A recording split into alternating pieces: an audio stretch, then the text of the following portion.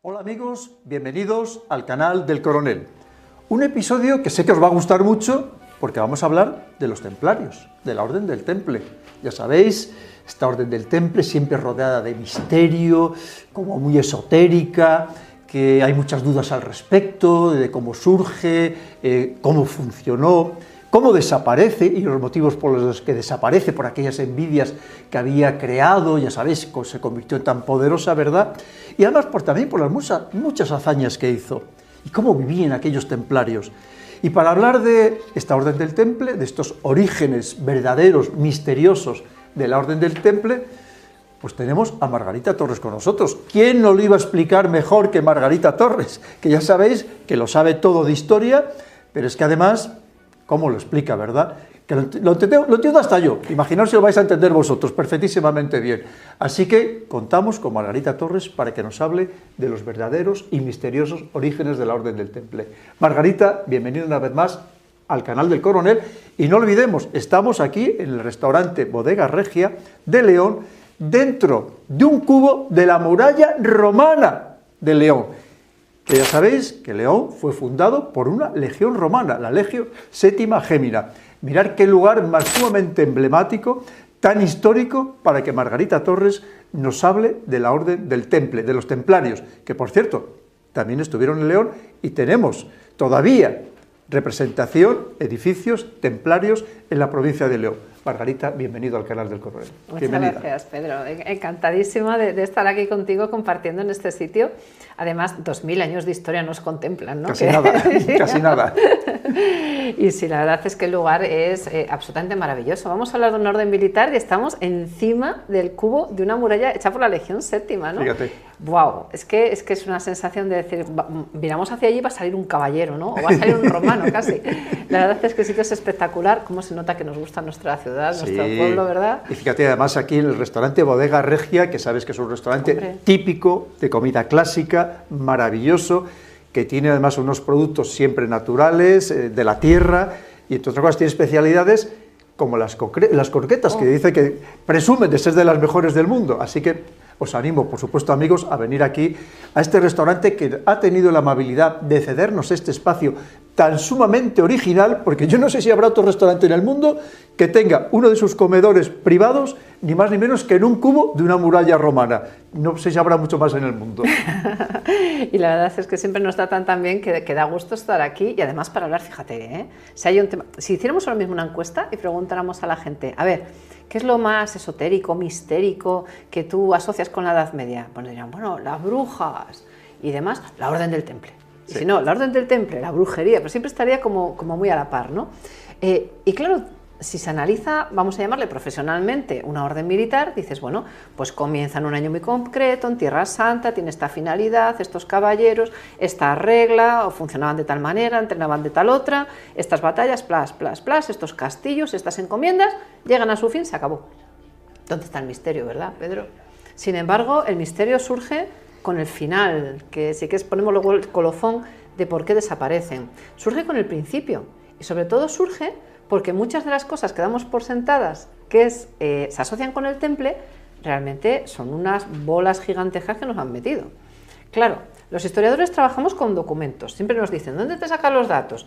Pues yo me planteo y digo, bueno, Pedro de esto controla lo mismo que yo, pero para que vean que trabajamos con documentos, estos son fotocopias, pero nosotros cogemos los textos, no solamente las crónicas, sino los textos que firmaron, vieron, ordenaron hacer las personas de las que hablamos. Si coges cualquiera de ellos, y esto es importante, Pedro, cualquiera de estos que ahora mismo podamos ver, ahí vamos a encontrar el nombre de dos de las piezas clave de nuestra historia.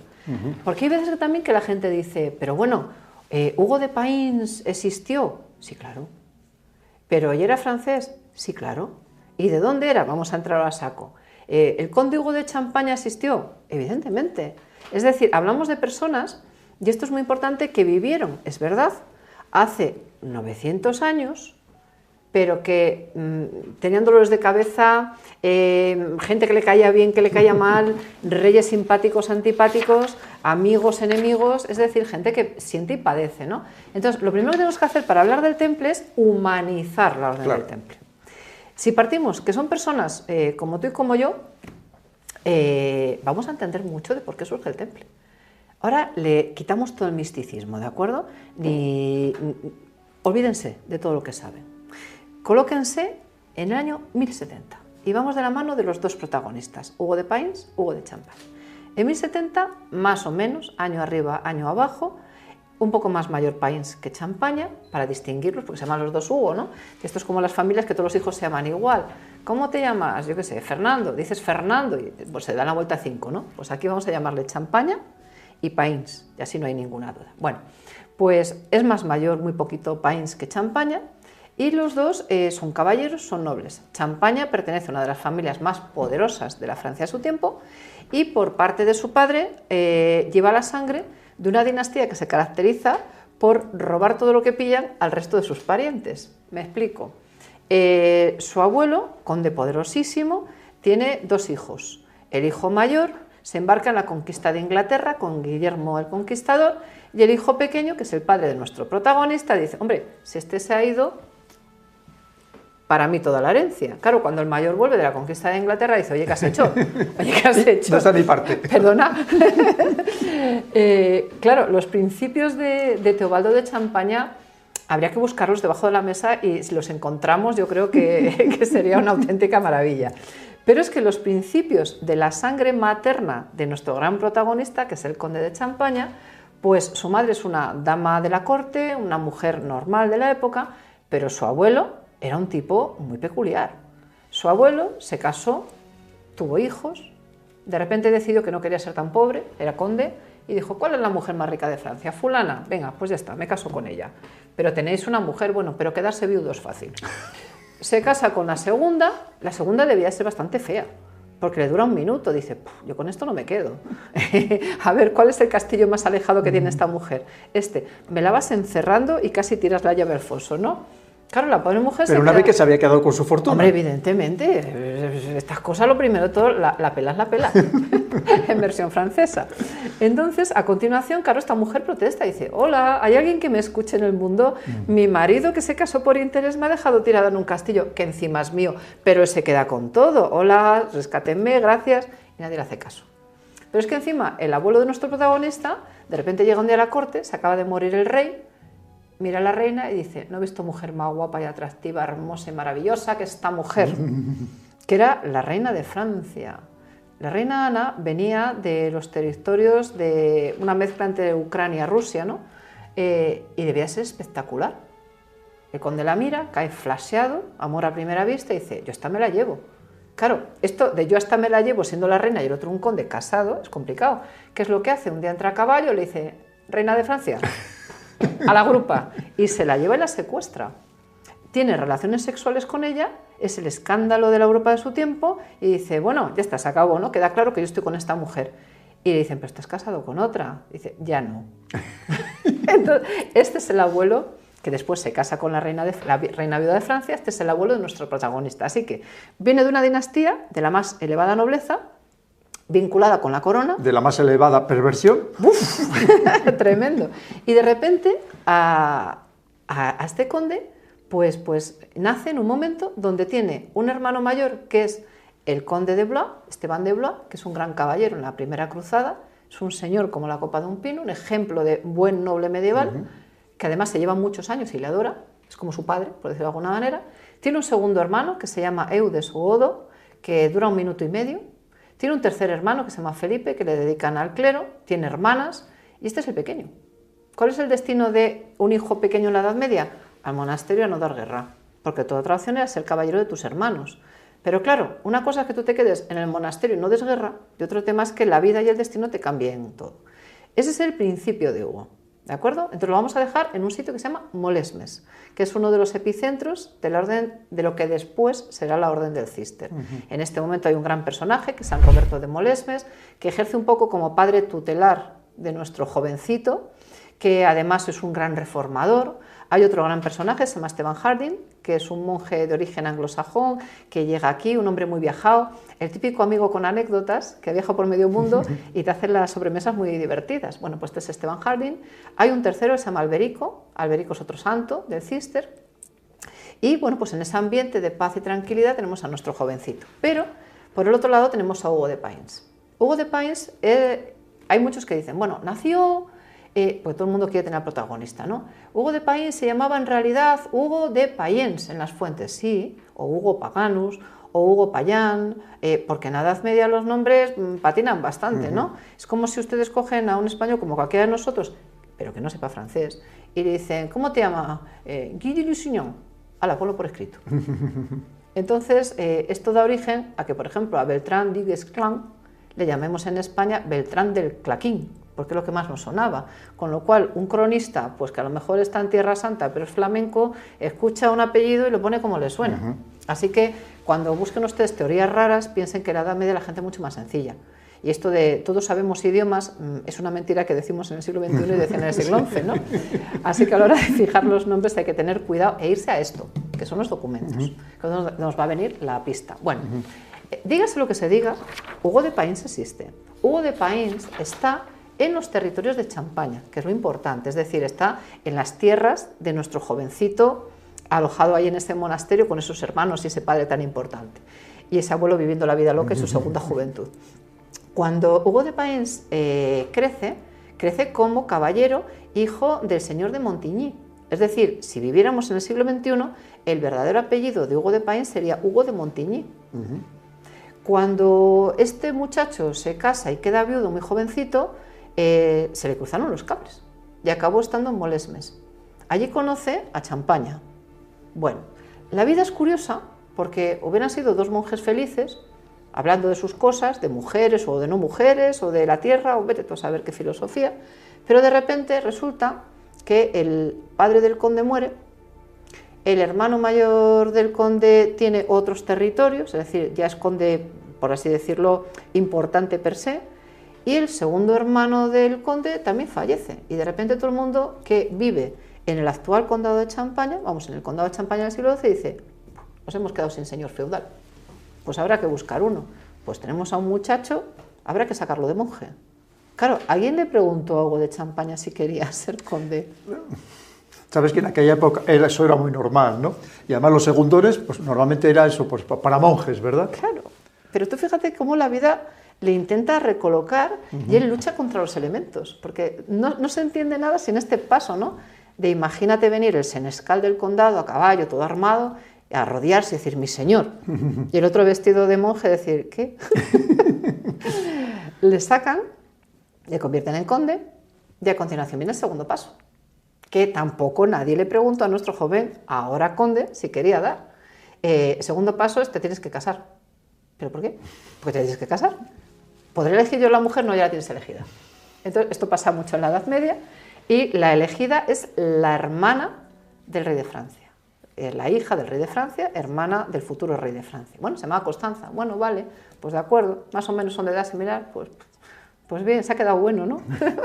Cuando Hugo Champaña acepta ese matrimonio y se convierte en yerno de rey y futuro cuñado de rey, estamos hablando que es el segundo o tercer personaje más importante en Francia. Sumemos otro dato, el condado de Champaña es el territorio más rico de la Francia al momento y está entre lo que es Alemania, Sacro Imperio, y lo que es Francia.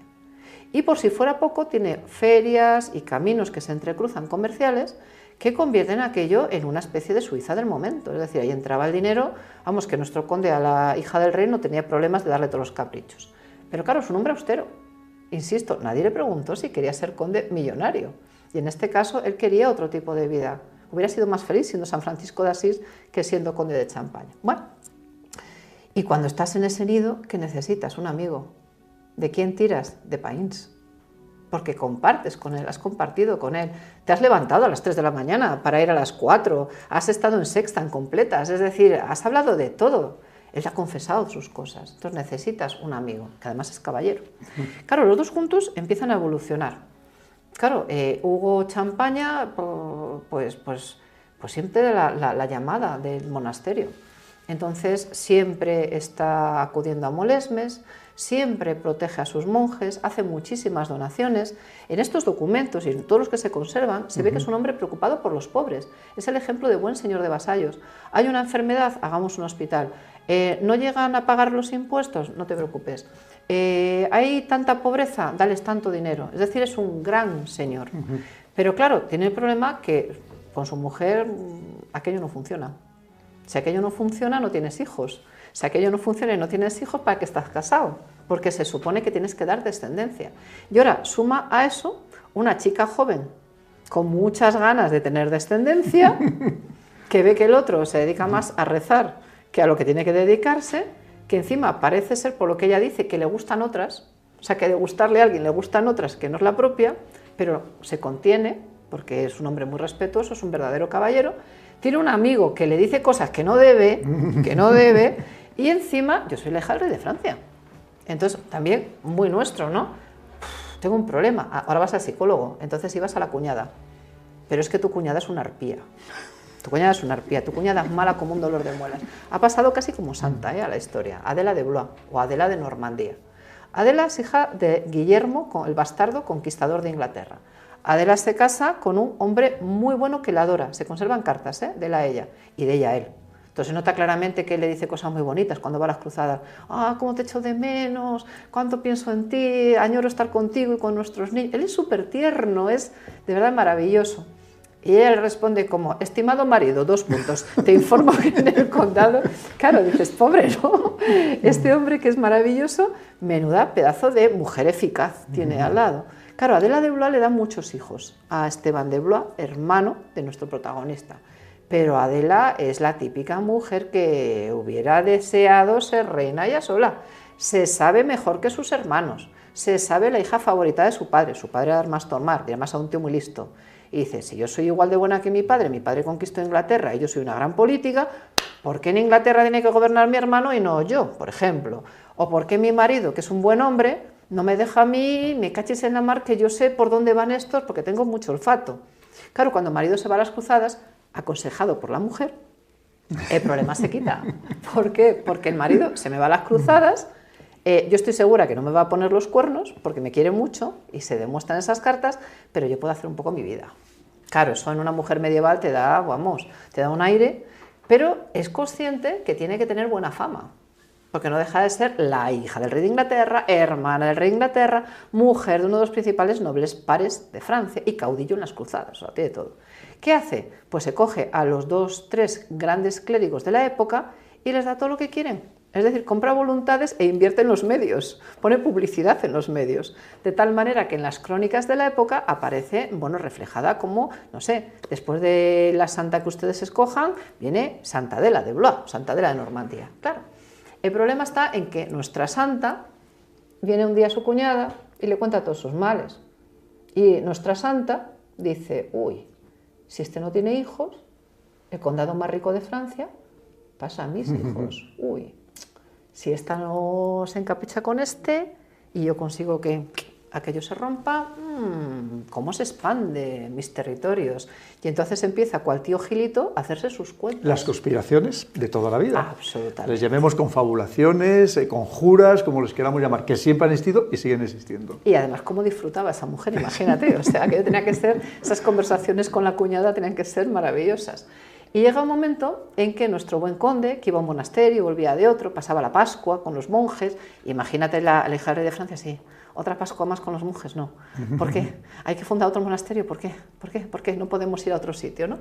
Llega un momento en que nuestro conde recibe una noticia que es la que más daño le puede causar. Él quería muchísimo a su hermano mayor, este buen caballero. Entonces, este buen caballero había vuelto de las cruzadas cuando levanta el sitio de Antioquía él y se vuelve con sus hombres, porque no quiere gastar a sus hombres en una cosa vana. Luego las cruzadas acaban con la toma de Jerusalén y claro, cuando llega a Francia dice, uy, me paso de frenada, porque claro, han completado, pero yo he traído viva a mi gente. Su mujer, en lugar de decirle, cariño, que bien que estés en casa, le dice, eres un desgraciado que has vuelto. Con lo bien que te hubiera venido morir en combate. Exactamente. Oye, es que hubieras llegado al cielo más rápidamente. Claro, pero es que es lo que le dice Pedro. Luchando contra los infieles. Te lo juro, pero es que es brutal. O sea, tú imagínate, además tú eres hombre, eres militar, imagínate que vuelves a dar un abrazo a tu mujer y tu mujer te mira así después de años y dice, ¿perdona? Bueno, tú sabes que eso, en cierto modo, pasa en la situación actual. No me digas, perdona que por favor, te interrumpa. no puede ser. Porque, claro, cuando tú estás 6 meses o 1 año de misión, tú cuando vuelves, el sillón en el que te sentabas está ocupado. Tú tenías el mando de la televisión, pero ahora lo tiene otro. Tu pareja, el que sea, si así es un hombre o una mujer el que ha ido a la misión, claro, se ha acostumbrado a organizarse sin ti. y ha tenido que defenderse al salir adelante en la vida sin ti. Y cuando llegas, en cierto modo, por lo menos al principio, como que molestas, como que no encajas, como que no te terminas de adaptar, o no sé, los demás no te terminan de adaptar a su nueva vida, la que se han tenido, obviamente, que organizar, porque tú estabas fuera. O sea, que eso sigue pasando. Qué curioso, fíjate. Claro, es que esto de las misiones tiene, y de hecho, sabes que genera muchísimas separaciones matrimoniales precisamente por eso.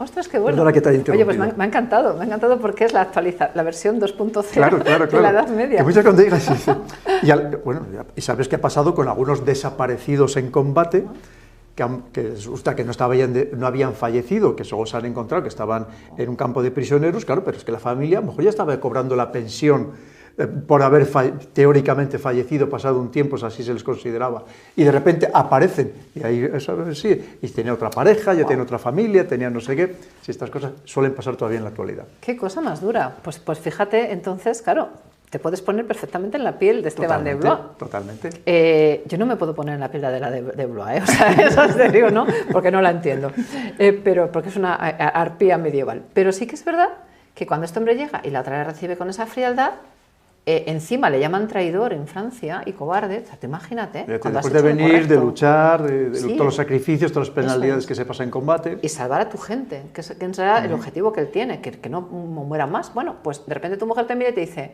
eres un desgraciado, ¿por qué no has muerto? Y tú que estás enamorado hasta las trancas, se te caen mal los pies. Dices, ¿pero qué he creado yo? ¿Qué tipo de bicho es la madre de mis hijos, no?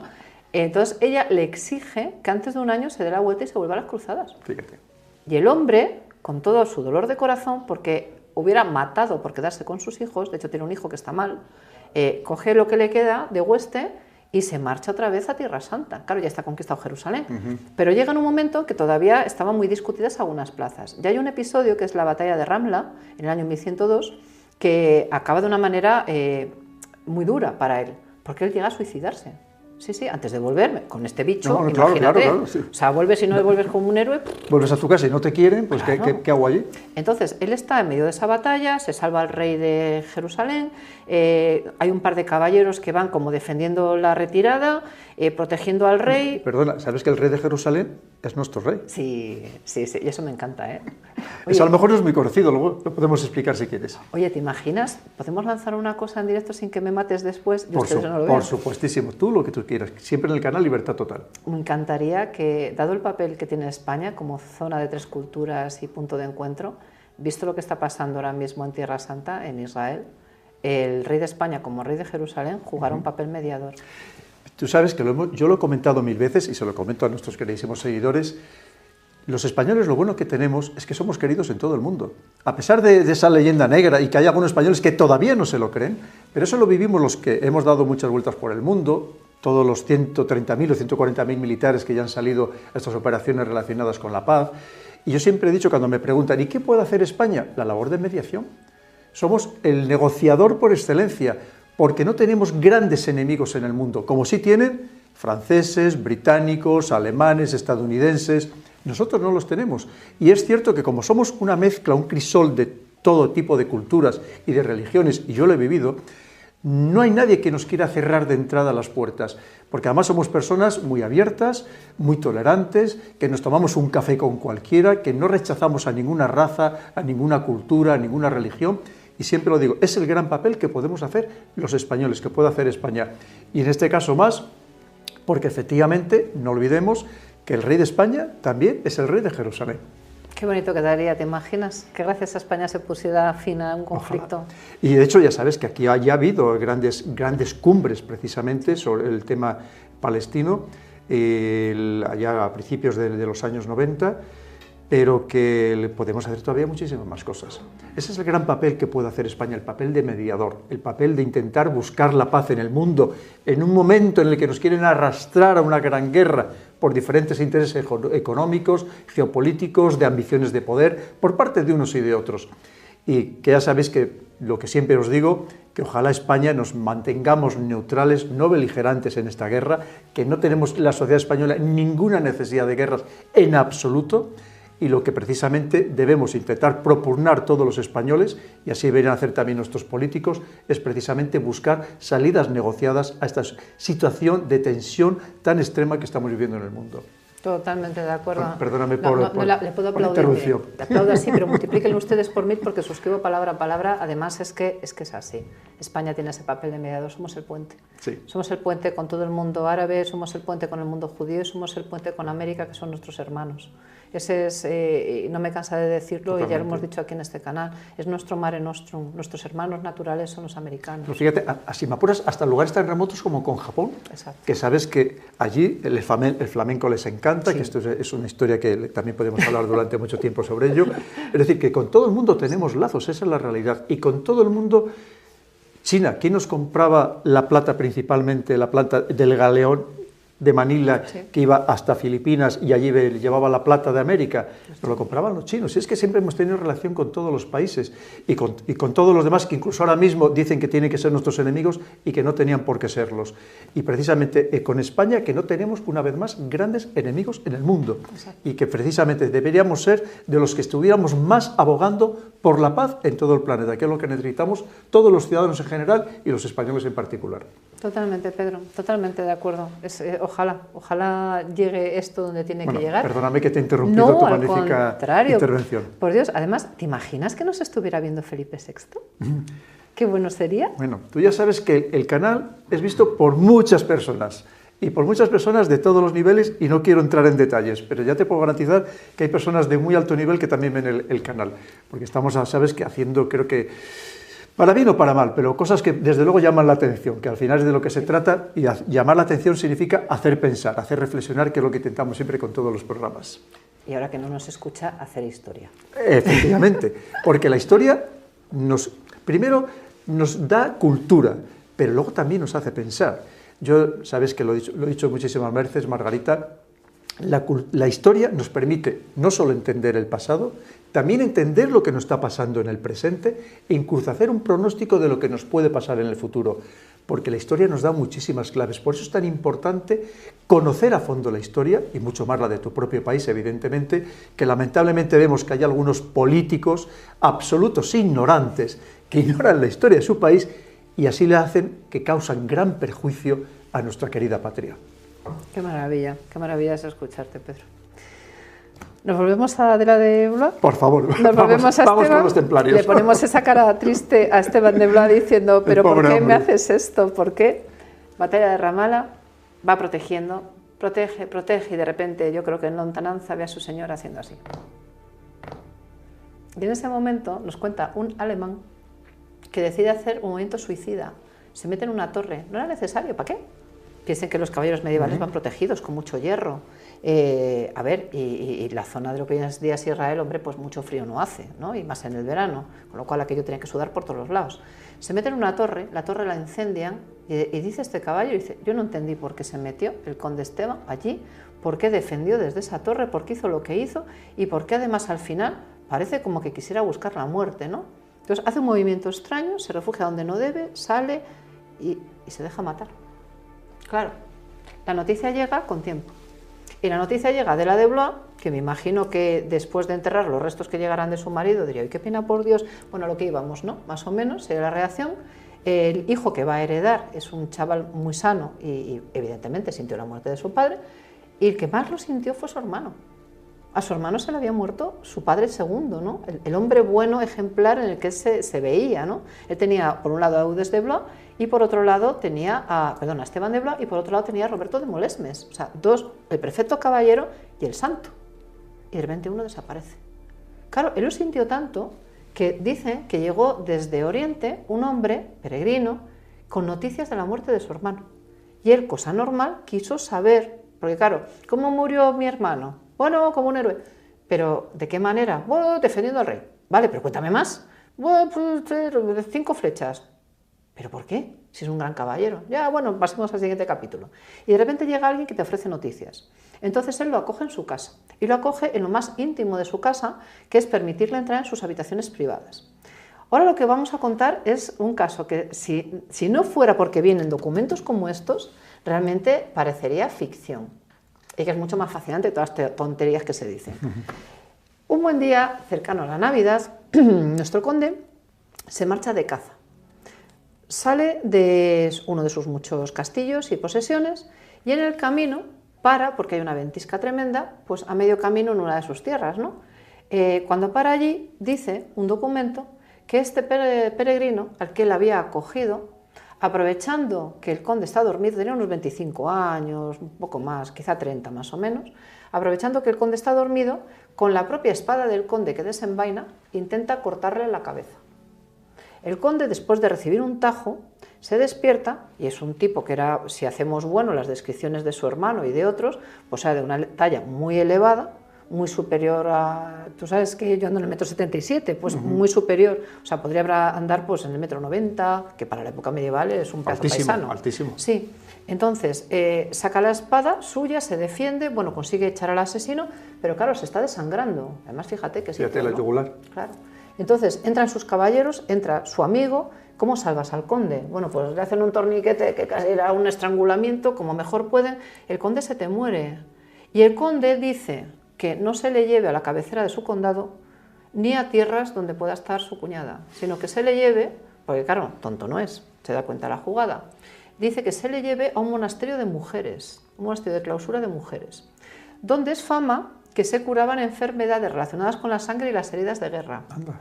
Claro, el viaje es un viaje atroz, o sea, llega milagrosamente vivo, o sea, se está desangrando y hace el equivalente, creo que eran a unos 20-30 kilómetros a caballo, en medio de una nevada, imagínate. Y en la Francia, pues cualquier persona que conozca Verdún, y la Primera Guerra Mundial quizás suene más, son esos territorios, un territorio que es duro en invierno.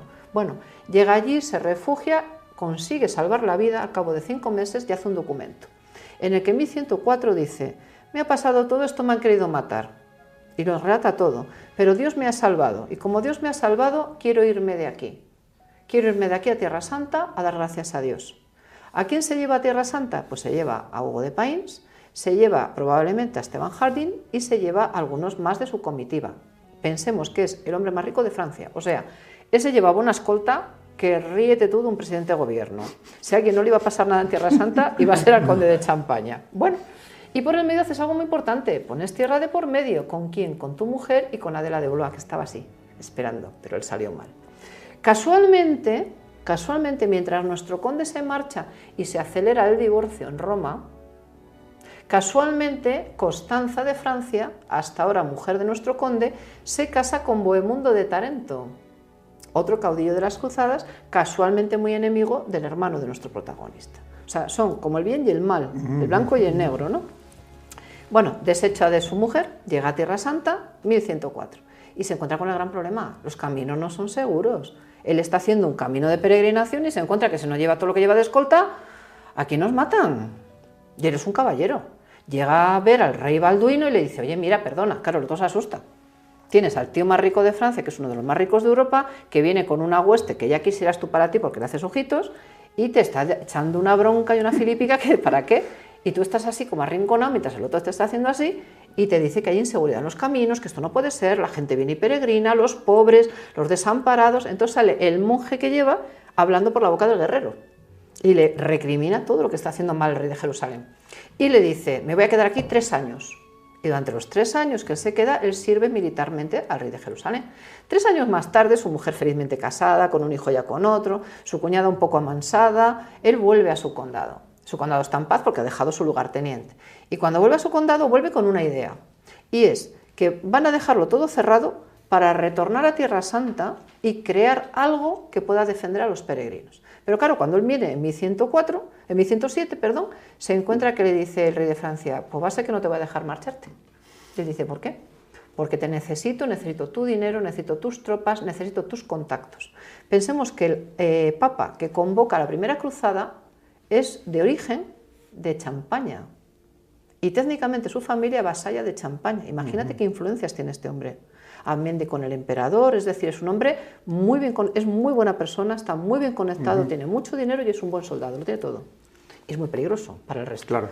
Entonces, cuando él llega allí y le dice el rey de Francia esto, por deber feudal, se queda unos años. Claro, Hugo de Payns le dice, bueno, ¿yo qué hago? Entonces le busca un matrimonio. Y el primer maestre del temple se casó. Se casó con una mujer muy rica, se llamaba Isabel de Chappe, y con ella tiene varios hijos, cosa que hay mucha gente que no sabe, que el maestre primero del temple tuvo descendencia. Bueno, cuando llega el año 1114, nuestro conde está que se sube por las paredes. se ha hecho muy amigo de un joven Bernardo, Bernardo de Claraval, son íntimos, Champaña y Bernardo de Claraval. Hay cartas muy bonitas de San Bernardo al conde, no a Païns, al conde, y entonces, bueno, pues comparten muchos ideales muy ascéticos. Pero claro, al conde le dicen, no puedes quedarte así, si te vas a Tierra Santa, vete 5 minutos y medio y te vuelves, porque tú te tienes que casar y tienes que generar descendencia, qué pesadilla, por Dios, tengo sobrinos. Pero bueno, vuelve a marchar en 1114. Está un año. Le obligan a volver a Francia y ya él ya tiene la idea clarísima de me voy, resuelvo mis asuntos, me retorno a Tierra Santa. Y para garantizarlo dejan Tierra Santa a Païns y a otros compañeros y a otros vasallos, como André de Montbard, que es tío de San Bernardo y también es vasallo del conde de Champaña, y otros más. Es decir, deja a su gente allí, como diciendo, los he dejado, tengo que volver, lo has pillado, ¿no? Claro, el rey Balduino es consciente que este tipo es peligroso, porque este tipo hasta te puede pedir la corona, por las malas. Es que con el poder que tenía, la riqueza que tenía, los contactos que tenía... Menos mal que no salió beato, que no llega a salir belicoso y te enreda todo el reino de Jerusalén. Païns se queda allí, se queda, por así decirlo, vigilando y empieza a pergeñar un poco el germen de lo que ellos querían crear, ¿no? Que era una orden de caballeros destinada a proteger. Al principio piensan en vincularse al Santo Sepulcro y especializarse en la protección, pero luego aquello ya sabes que acaba derivando. Bueno, nuestro conde vuelve, Païns se queda. Nuestro conde vuelve y le casan con con la sobrina del duque de Borgoña. Eso era un pendón desorejado, un pendón desorejado. ¿Por qué? Tuvo muy mala suerte, ¿eh? Si hubieran dejado en paz a nuestro conde, ¿cómo hubiera sido distinto? Nuestro conde le dice a su ahora esposa lo mismo que le dijo a la hija del rey de Francia. Yo no me quiero casar contigo, me han obligado a casarme, mantendremos las apariencias, pero tú haces tu vida, yo hago la mía y yo ya tengo sobrinos. Creo que es más claro, no se lo puede decir. En 1124 él participa apoyando al Papa, hay una serie de episodios con el emperador de Alemania, se marcha a Alemania defendiendo los intereses de Francia, luego está para arriba, para abajo, y cuando vuelve 12 meses después se encuentra con ¿qué, Pedro? 12 meses sin ver a su señora, con que tiene un niño, que tiene meses. Que no se le parecía en nada. Que no se le parece nada. Y dice, ¿pero esto qué es? ¿Esto qué es? O sea, a ver, yo te dije que hicieras lo que te diera la gana, pero hay un límite. Pero no te pases. Pero no te pases. Entonces, claro, él plantea, dice, bueno, esto, o sea, ahora yo puedo disponer de tu vida, porque estamos hablando de la Edad Media, ¿no? Y estaba claro el adulterio, pero claro, también está la palabra de ella contra la de él, y es la sobrina del duque de Borgoña. Entonces ella, cuando le miran los caballeros, porque entra nuestro conde y dice, ¿pero esto qué has hecho? Y le dice, este es tu hijo, querido. Y él dice, este no es mi hijo. Y ella dice, sí, la palabra de uno frente a la de otro. Entonces, claro, ¿qué es lo que hace el conde? Dice, no, porque yo no puedo tener hijos. Y entonces se va con unos médicos, que yo esto lo he preguntado a muchos médicos, digo, ¿y cómo médicamente, salvo que al pobre le hubieran hecho alguna barrabasada en aquella época, cómo podrían saber esto? Y me han dicho, dice, mira, pues porque si te llevas bien con ellos, te dicen lo que quieras, no te preocupes que decimos... A lo mejor le ponen a probar con otras. O le ponen a probar con otras. Bueno, el caso es que cuando sale, le dice a la condesa, no solamente está demostrado que no puedo tener hijos, sino que además te exijo que que recapitules. Y sí. Y ella le dice, no, cariño, si es tu hijo. Y entonces el conde, yo creo que fue la única vez que se le fue la cabeza, agarró al niño y se lo llevó a la chimenea, lo puso encima del fuego y le dijo, si es mi hijo, júralo, como Salomón. Como Salomón. Fue la versión, la versión siglo XII de Salomón. Y entonces ella dijo, ay, no lo arrojes, no lo arrojes. Entonces queda claro que no es hijo del conde. Y ahí el conde ya dijo, mira, hasta aquí hemos llegado. Se acabaron las tonterías. En este momento renuncia al condado, sobrino, ven aquí, te lo voy a vender. Ya no te lo voy a dejar, te lo voy a vender. Me vas a dar todo el dinero que yo te pida y voy a seguir mandando en la distancia mientras yo viva. ¿Te queda claro? A sus órdenes, mi tío. Y se marcha. San Bernardo le escribe, le dice, ¿pero por qué te vas? Si quieres retirarte del mundo, vente al monasterio de Claraval, que por cierto se ha fundado sobre tus tierras. Fíjate qué vinculación con el Cister más bonita. Quédate conmigo, somos amigos, no te vayas lejos. Y él le dice, no, es que yo toda mi vida he querido estar allí y mi vasallo, en 1118, esperando que yo volviera, pues con otros caballeros, algunos de ellos mis vasallos, ya ha ido al rey de Jerusalén, ya le ha dicho que quiere hacer una orden, ya tienen la primera sanción y en el concilio de Nablus de 1120 el reino de Jerusalén se ha aceptado que esa orden vaya para adelante.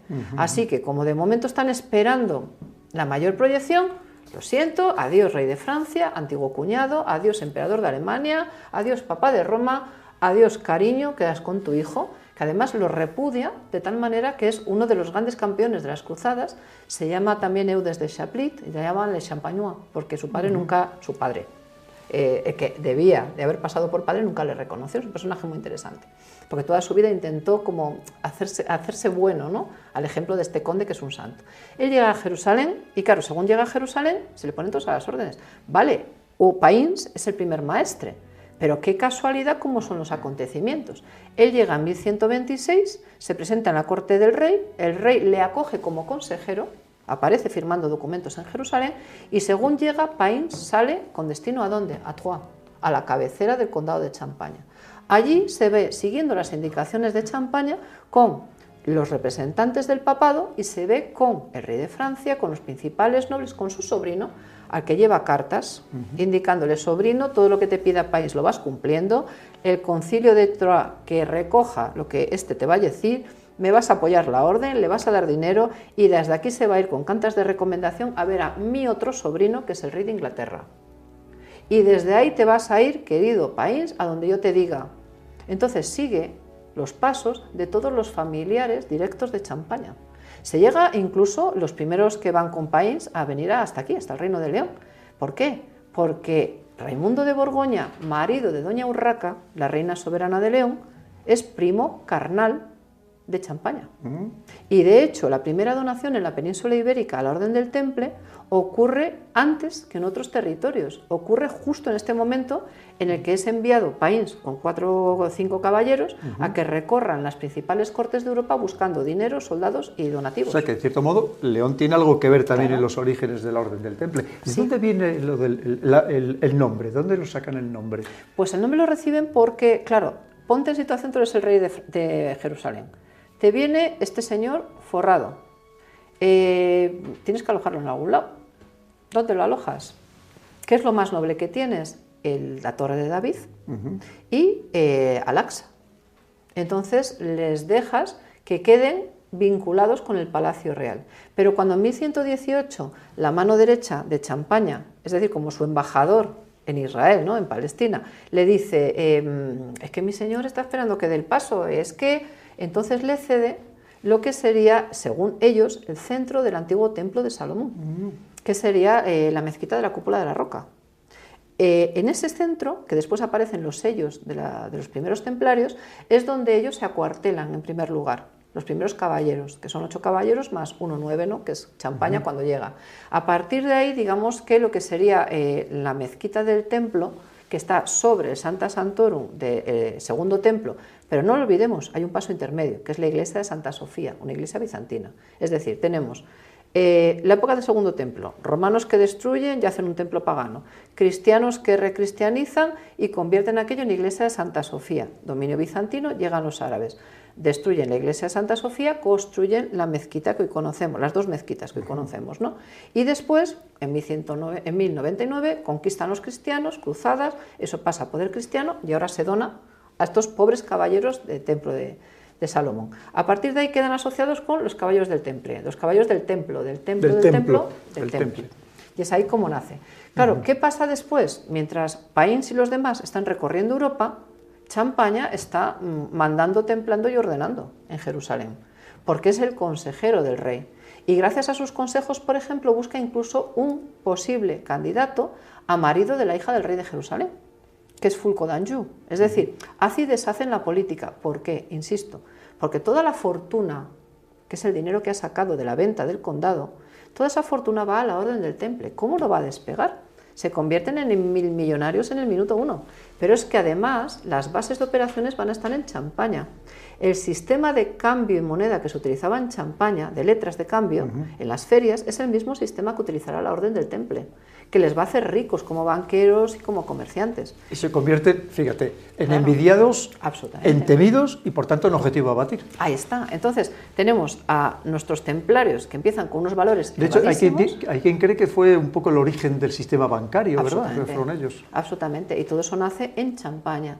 Y el hilo conductor es este personaje, que es el señor feudal, ¿no? Y pensemos que estamos en la Edad Media, es decir, el señor feudal manda y tú ejecutas, ahí no hay más discusión. Claro, llega un momento en que después se aprueba la orden, 1129, llegan a recibir sus reglas de San Bernardo, tienen cada vez más poder, nuestro conde muere, País muere y bueno, la orden va evolucionando, castillos, protección de... Yo siempre lo digo, pero tengo muchos amigos guardias civiles, igual que tú. Digo, lo más parecido a un templario, digo, salvando que no sois monjes, digo, sería la Guardia Civil, digo, porque protegíais los caminos, digo, y el entorno, ¿no?, rural. Y el código que tienen. Claro, serían como los nuevos templarios, por decirlo de alguna manera. No hace falta que os metáis todos monjes, no hace falta. Pero sí que es verdad que tienen unos ideales muy parecidos en cuanto a protección de los indefensos, los caminos, etc. Bueno, nuestro conde muere País y la orden sigue. Y hay reyes buenos en Jerusalén y reyes malos. Y ahí tenemos, por ejemplo, un maestre del temple que es Ridefort, que es un auténtico desastre. Tenemos un gran caudillo de las cruzadas como es Aladino, tenemos una batalla desastrosa que es Hattin, la de los cuernos de Hattin, y bueno, ahí es como un poco el principio del fin del reino de Jerusalén. Pero estos eran la tropa de élite, o sea, se pasaban, tú eres militar, pues 24 horas al día, 7 días a la semana entrenando. O sea, estos eran unas máquinas de matar. Pero aparte de entrenar ellos... Y muy eficientes, porque estaban absolutamente dedicados con unas normas y unas autoexigencias muy estrictas, muy austeros. Eso es. Y por lo tanto, pues es que se habían convertido en verdaderas máquinas de combate. Absolutamente. Lo único que sabemos... Y encima con la fuerza que les daba la fe. Porque no olvidemos que lo primero era porque Dios lo quiere. Eso es. Entonces, a partir de ahí, pues todo prácticamente estaba justificado en el combate. ¿Sabes lo único malo que tenían? Decían que tenían una boca horrible, debían de saltar unos juramentos, ¿Ah, sí? Porque ha quedado un dicho medieval que es juras como un templario. ¿Ah, sí? Sí, mira, pues eso no lo había oído nunca, ¿ves? O sea, debían decir barbaridades cuando, en medio de la presión del combate, sí, eso, cualquier cosa, ¿no? Sí. Pero bueno, que esto hasta es comprensible, ¿sabes? Sí, también, claro. Por el estrés. Entonces, ¿tienes más o menos idea de cuántos templarios pudo llegar a haber en el número máximo en un momento determinado de la historia? No se puede saber. No se puede saber porque tenemos templarios caballeros y tenemos lo que se llaman los sergeants, que son como los templarios secundarios, que eran los que vestían de negro, los templarios caballeros vestían de blanco y eran como toda la base. Y después también tenías a todos aquellos hermanos legos que servían a la orden. Pero piensa que tienes desde el castillo de Soure, que está en el actual Portugal, pero en aquel momento era Reino de León, que es la primera donación que se recibe. Tienes Ponferrada, por ejemplo, que tan cerquita. Castillo precioso de Ponferrada, que tienes... animo a todos vosotros a que lo visitéis, un castillo espectacular y perfectamente bien conservado. Tienes, por ejemplo, también que Alfonso el Batallador en su testamento deja bienes al temple, tienes un conde de Barcelona como Ramón Berenguer, que también... Tú también puedes ser templario durante unos años, es decir, te admitían durante unos años, tú servías... Sí. No necesariamente era de por vida. No, si querías sí. Y si querías por unos años también podías. Y de hecho, bueno, lo tienes expandido en toda Europa Occidental y por supuesto en Tierra Santa, controlando muchos de los puntos claves. Claro, en 1291 cae Acre, es un poco el principio del final. En 1302 cae una isla enfrente de las costas de lo que hoy es Siria, que era el último reducto que le quedaba a la Orden del Temple, 1302, Pedro. Fíjate. Y el maestre, que es Jacques de Molay, vuelve a buscar ayuda a su tierra, que es Francia, porque el rey Felipe de Francia se dice que quiso ser templario, curiosamente, y que acabó con el temple, se rumorea que quería ser templario. Ya sabes que suele pasar, ¿eh? Que el que no ha podido entrar en una orden o en la masonería o no sé qué, son los principales enemigos de esa orden o de esa secta o de ese grupo, de lo que sea, precisamente porque le rechazó en su momento. Totalmente. Y se convierte, claro, en un enemigo también para ellos. Pues debe tener muchas ganas, porque además fíjate que se dice que Jacques de Molay fue el que le llevó a la pila bautismal, o sea que había mucha relación incluso personal. Bueno, él llega a Francia y se encuentra con que el Papa tiene una idea un poco rara, a su manera de ver, que es crear lo que se llama la figura del Rex Velator. El Rex Velator tenía que ser un rey viudo, un rey de cierta edad, siguiendo los consejos de Ramón Llull, curiosamente, que unificara las órdenes militares principales de los santos lugares y que coordinara el esfuerzo de todas ellas uniéndolas. Jacques de Molay, que se sabe el más rico y el más poderoso, dice, mira, o sea, no. Aunque estemos ahora con problemas porque el rey de Francia, querido Felipe, no nos paga las deudas, porque te recuerdo, querido Felipe, que fue nuestro dinero el que en buena medida avaló la liberación de tu antepasado San Luis de Francia, Luis IX, y que tú mismo, querido Felipe, insisto, nos debes muchísimo dinero. Entonces tienes por un lado, han perdido la presencia en Tierra Santa, que era su razón de ser. 2, el Papa quiere unir órdenes. 3, el Papa es francés y sigue lo que le diga a su rey a donde haga falta. Y 4, el rey de Francia tiene deudas gigantes con la orden. Y 5, en el entorno del rey de Francia hay mucha gente que malmete. digamos que está todo servido. A partir de ahí ya sabemos en qué acaba todo. En 1306 les detienen, en 1307 se les quema, bueno, pues a partir de ahí se pone punto y final. Y hay un dato, fíjate, es curioso, porque hace unos años una investigadora que se llama Bárbara Frale, en los archivos vaticanos encontró un pergamino, que es el famoso pergamino de Chinon. Entonces corrió el rumor de, bueno, es que fíjate, el Papa les perdonó porque aparece el pergamino de Chinon y la orden no desapareció, y eso dio origen a muchas cosas, ¿no? No es así exactamente. Hay otras dos bulas que ratifican la desaparición de la orden, es decir, la orden, desafortunadamente para todos, muere en la Edad Media. Es verdad que hubo un intento, porque el Papa se da cuenta que es cierto que se ha portado muy mala manera con los templarios, que en realidad eran también como su brazo armado, porque solo dependían del Papa de Roma. Es decir, él mismo se ha cercenado toda posible respuesta ante un desmán de un cristiano, de un rey cristiano. Cuando se pone punto y final al temple, hay distintas formas de resolver las cosas. Me explico. En Francia, todos a la cárcel, todos torturados, que confiesen, vamos.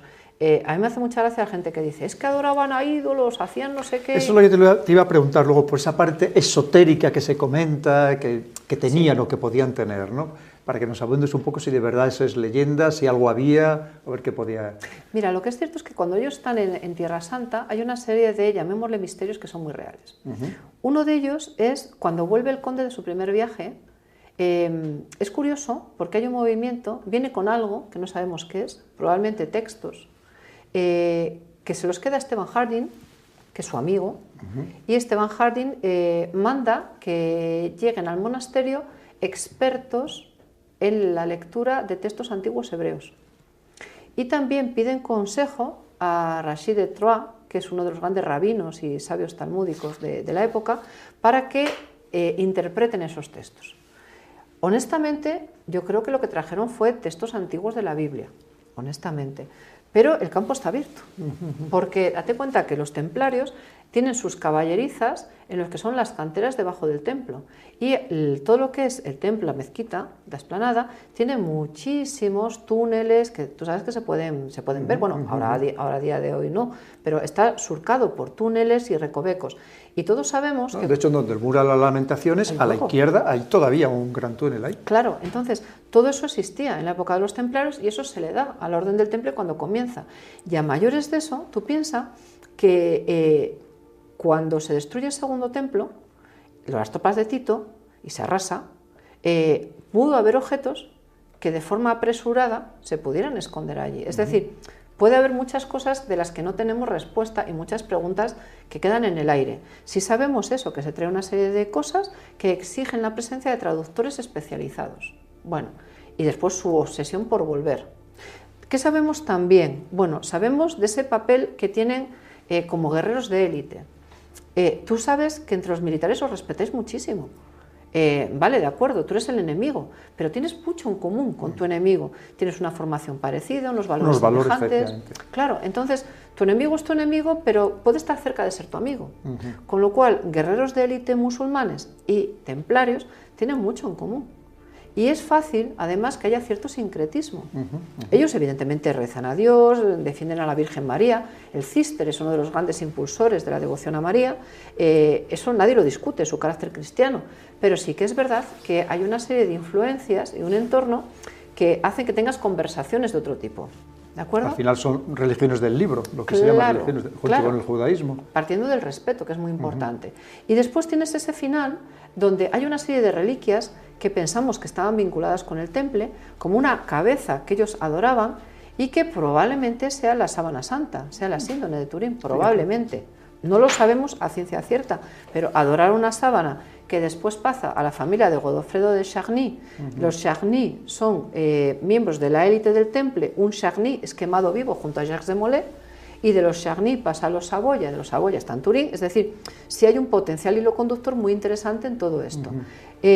Muchas de las riquezas se pierden, muchas se esconden, y importante, en Francia se les trata muy mal, pero por ejemplo a nuestro rey les trató muy bien, y en Portugal el rey, que no acepta todas las acusaciones, Portugal es súper interesante cómo responde, dice, bueno, venga, dejaros de tonterías, que el Papa acabó con esta orden, hacemos otra, la Orden de Cristo. Venga, todos los que estéis ahí os pasáis aquí.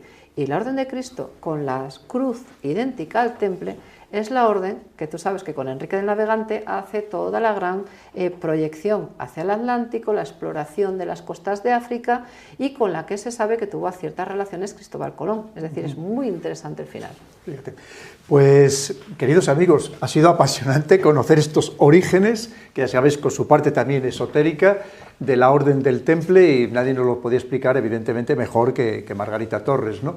Además, algo que, como digo, nos afecta en este caso a España y también más concretamente todavía a la provincia de León, porque volvemos a insistir que hay un castillo todavía maravilloso que os recomiendo que visitéis, que es el castillo precisamente de los templarios en Ponferrada, un sitio más que espectacular. Así que somos parte de la historia también de estos templarios, que hay quien dice que todavía hay templarios por ahí, ¿no?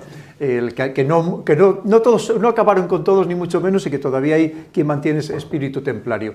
En cualquier caso, también es verdad que es un espíritu de valor, de sacrificio, de lucha por sus ideales, algo que, como tú decías también, Margarita, pues vamos perdiendo en este mundo moderno en el que todo se va diluyendo con este relativismo. Así que, pues otra exposición absolutamente magistral de nuestra queridísima amiga Margarita Torres, esta fabulosa historiadora. Espero que os haya gustado, que también hayáis aprendido, que hayáis también reflexionado sobre todo lo que nos ha contado, que nos ha aportado muchísimas ideas. Y ya sabéis, aquí quedamos a vuestra disposición en el canal del Coronel y os esperamos para el próximo programa, queridos amigos.